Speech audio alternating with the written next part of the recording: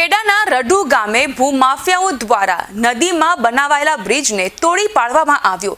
ભૂમાફિયાઓએ વાત્રક નદીનું વહેણ રોકીને ગેરકાયદેસર રીતે બ્રિજ બનાવી દીધો હતો। ગેરકાયદેસર રીતે બ્રિજ બનાવી નદીનું વહેણ રોકીને બેફામ રીતે માટી ખનન કરવામાં આવતું હતું। હજારો મેટ્રિક ટન માટી ખનન થતું હોવાની ખાણ ખનીજ વિભાગને જાણ હતી, તેમ છતાં પણ આજ દિન સુધી કોઈ પણ પ્રકારની નક્કર કાર્યવાહી કરવામાં નહોતી આવી કે પછી ખનીજ ભૂમાફિયાઓ સામે કોઈ પગલાં ભરવામાં નહોતા આવ્યા। જોકે માતર મામલતદારને આ અંગેની જાણ થઈ। કલેક્ટરની સૂચનાથી રાતોરાત આ બ્રિજને તોડી પાડવામાં આવ્યો।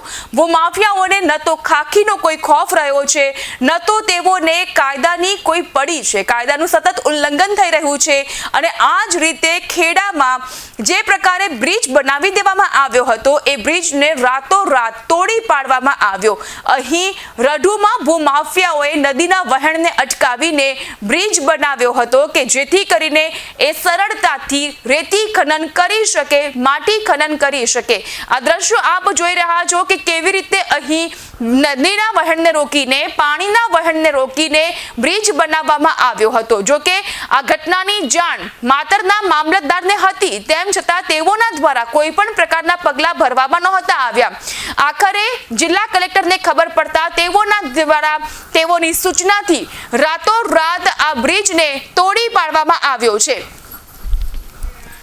તો જે પ્રકારની આ ઘટના સામે આવી છે તેને લઈને વધુ માહિતી માટે જોડાઈ ચૂક્યા છે અમારા સંવાદદાતા ખેડાથી વિજય, રાતોરાત આ બ્રિજને તોડી પાડવામાં આવ્યો, પણ મહત્વપૂર્ણ સવાલ એ છે કે બ્રિજ બને છે, ખનીજ માફિયાઓ દ્વારા ખનન કરવામાં આવે છે, ત્યાં સુધી શા માટે નક્કર કાર્યવાહી ન થઈ?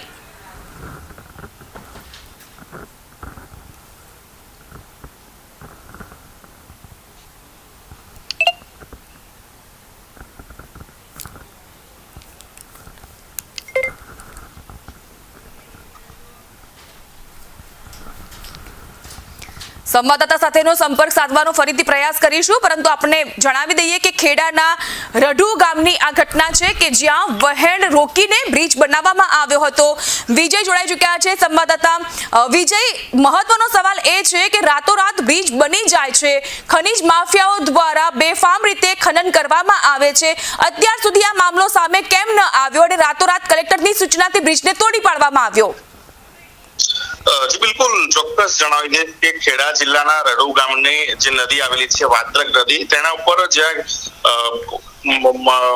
માટી જે ખનન કરે છે લોકો, ખનન માફિયાઓ છે, તેમના દ્વારા બ્રિજ બનાવી દેવામાં આવ્યો હતો અને બ્રિજ બન્યા બાદ હજારો મેટ્રિક ટન માટીનું ખોદકામ થયું હતું। ત્યારબાદ તંત્રને ખબર પડી હતી કે આ બ્રિજ બન્યો છે અને બ્રિજ બન્યા પછી આ લોકોએ હજારો મેટ્રિક ટન માટીનું ખનન કરી દીધું અને ત્યારબાદ કલેક્ટરને જાણ થઈ હતી। કલેક્ટરે સૂચના આપી હતી મામલતદારને, જે બ્રિજ છે તેને સૂચના આપી કે તોડી પાડો। ત્યારે માતર મામલતદાર છે તે ઘટના સ્થળે પહોંચ્યા હતા અને તેમના દ્વારા બ્રિજ તોડવાના આદેશ અપાયા હતા।